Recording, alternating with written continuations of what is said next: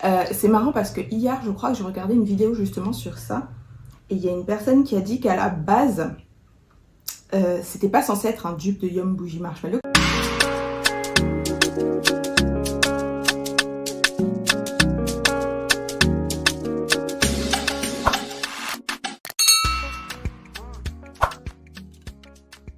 Bonjour à toutes et à tous, bienvenue ou re-bienvenue sur ma chaîne, je suis Iman et aujourd'hui on se retrouve pour une vidéo revue d'un parfum hyper hypé qui vient de sortir, c'est le Marshmallow Blush de Paris Corner.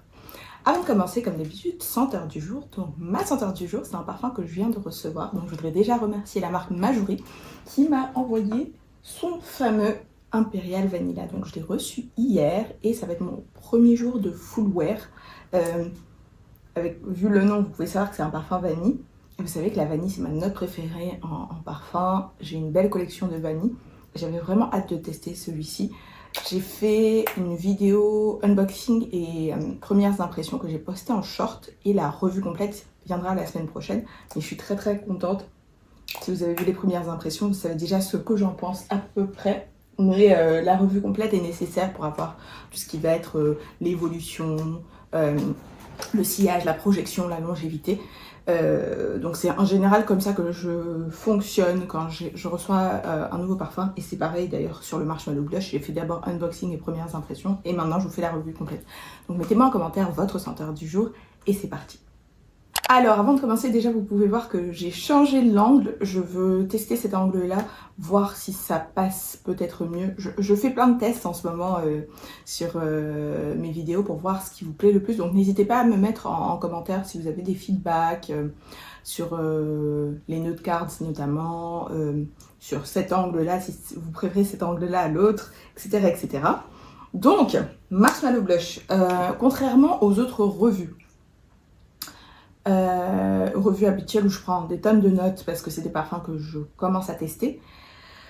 Je vais pas passer par 4 chemins. Marshmallow Blush, il est sorti et il a été vendu, enfin il a été marketé, pas par Paris Corner parce qu'ils ne le font jamais, mais par tous les gens qui peuvent le sentir comme étant un dupe de Yum Bougie Marshmallow de Kayali. Donc comme j'ai déjà la revue complète de Yum Bougie Marshmallow de Kayali, je vais pas mettre 50 ans à vous faire une revue détaillée de Marshmallow Blush.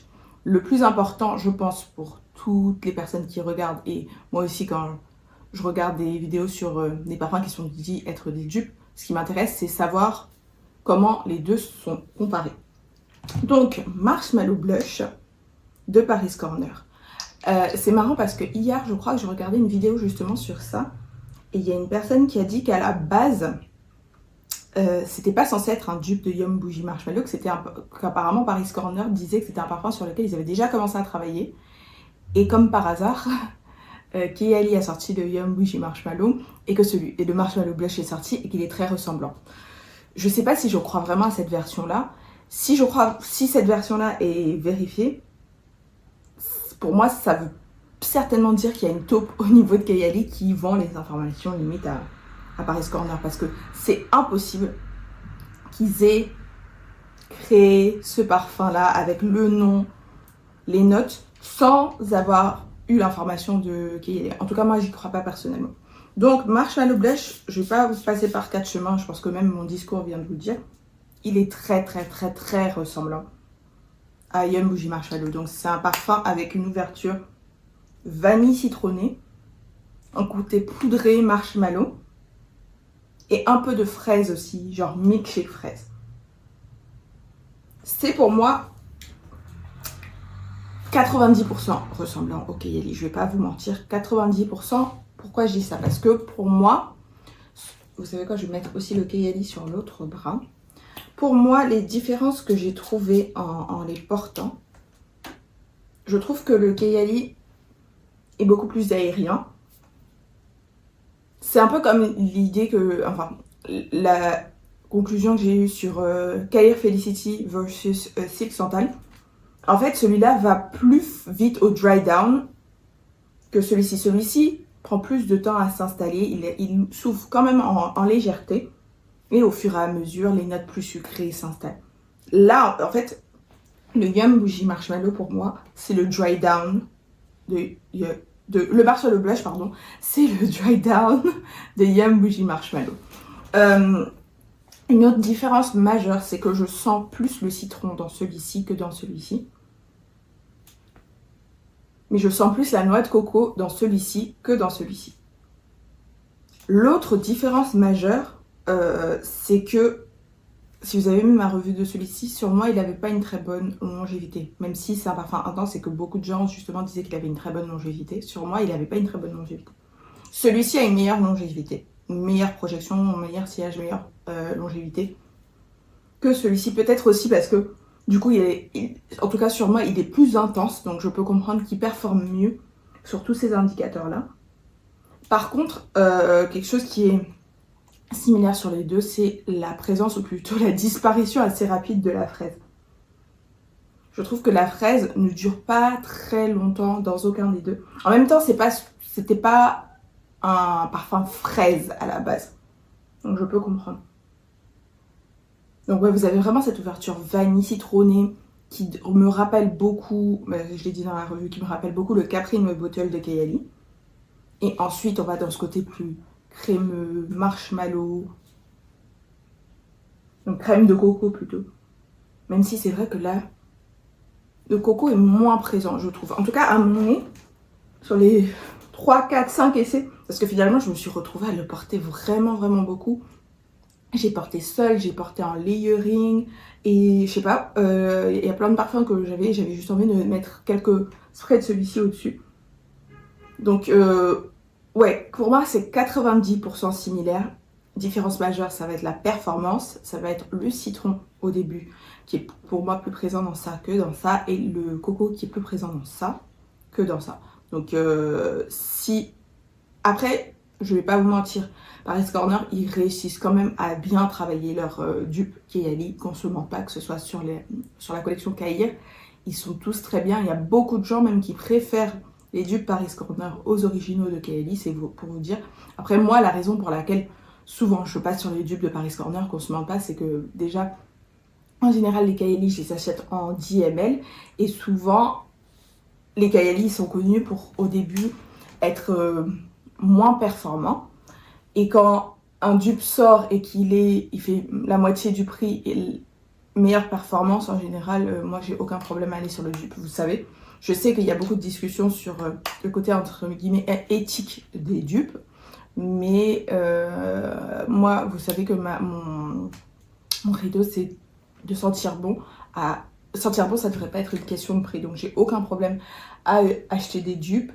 Je vous le dis même souvent, il y a des parfums pour lesquels si j'avais eu le dupe avant l'original, j'aurais certainement pas acheté l'original. Après, c'est personnel, hein, je ne vous force pas. Je sais qu'il y a des gens qui sont attachés à l'original, mais en même temps, vous pouvez voir que sur Kayali, j'ai tous les parfums Kayali à peu près, sauf la majorité de la collection Oud Gazem, même si là, j'en ai acheté un. J'ai acheté le Vanilla Oud qui était sur ma wishlist l'année dernière. Sinon, en dehors de ça, j'achète toujours des Kayali. En majorité, j'ai des GML. Là, je regarde ma collection, j'en ai bien une quinzaine ou une vingtaine en GML.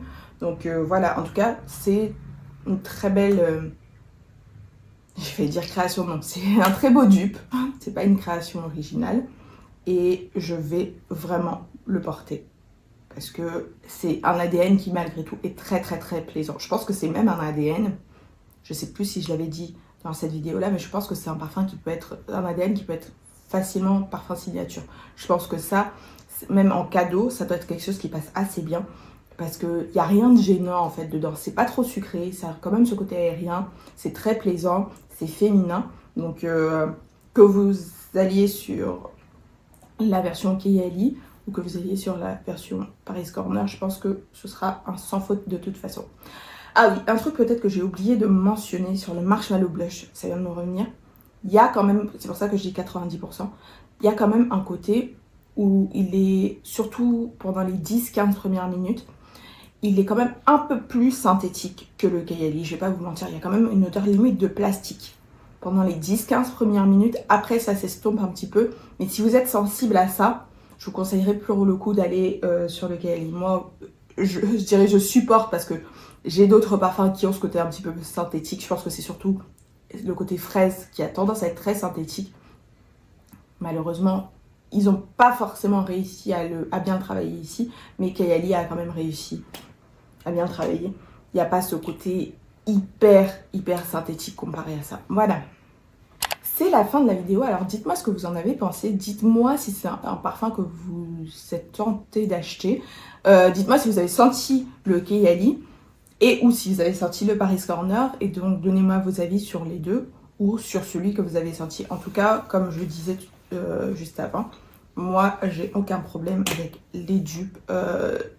Encore une fois, si ça me permet d'agrandir ma palette olfactive en mettant un prix moins élevé, pourquoi pas. Après, je ne dis pas que je n'ai que des dupes dans ma collection, c'est pas le cas. J'ai plein de parfums qui sont les originaux, que je savoure, que j'aime beaucoup, sur lesquels je ne lésine pas parce que je les porte quand même si c'est vrai qu'il y a des ADN vers lesquels je gravite plus facilement. Mais honnêtement, j'ai aucun problème à acheter des dupes, surtout quand ils sont bien réalisés, qui sont quand même suffisamment proches. Mais je peux comprendre que, surtout pour les marques, ça peut être très frustrant. Mais je dirais c'est le game. Hein. Je pense que toutes les marques, même les marques, comment je peux dire ça, même des marques établies, ont à un moment ou un autre un peu pioché des idées chez les voisins. Je pense, notamment là comme ça de tête, je pense à tout ce qui va être... je pense que ça c'est le meilleur exemple. Tout ce qui va être les parfums fleurs blanches un peu sucrés féminins. Donc vous avez Libre de Saint Laurent, vous avez l'Interdit Givenchy, vous avez My Way, vous avez Prada Paradoxe, vous avez même un petit peu de Born in Roma. Et là j'ai vu par exemple que la marque Fleur a sorti un parfum qui s'appelle Golden Rule et qui est apparemment très similaire aussi. Donc ça arrive dans beaucoup de marques. Ils ne sont pas forcément toujours marketés comme des dupes. Et pour être honnête, c'est peut-être aussi ça qui peut être dérangeant parce que vous vous retrouvez dans l'euphorie des achats à l'aveugle. Vous allez vous retrouver avec plein de parfums qui sentent pareil. Sauf que quand vous lisez les notes, bah, on ne vous dit pas ça en fait. C'est pas marketé comme ça. Bien sûr, j'ai rarement vu une marque qui va marketer son parfum comme étant un dupe dans d'autres parfums. Ça, qu'on se dise la vérité, à part si c'est une marque qui est spécialisée dans les dupes, mais je veux dire, même Latafa ou Paris Corner, ils le disent jamais. Après, je pense que c'est aussi pour un côté légal, ils le disent jamais. Mais si vous allez sur des sites, toutes les revues, etc., c'est toujours quand même, si les parfums sont assez proches, on le ressent quand même dans les revues. J'ai beaucoup parlé.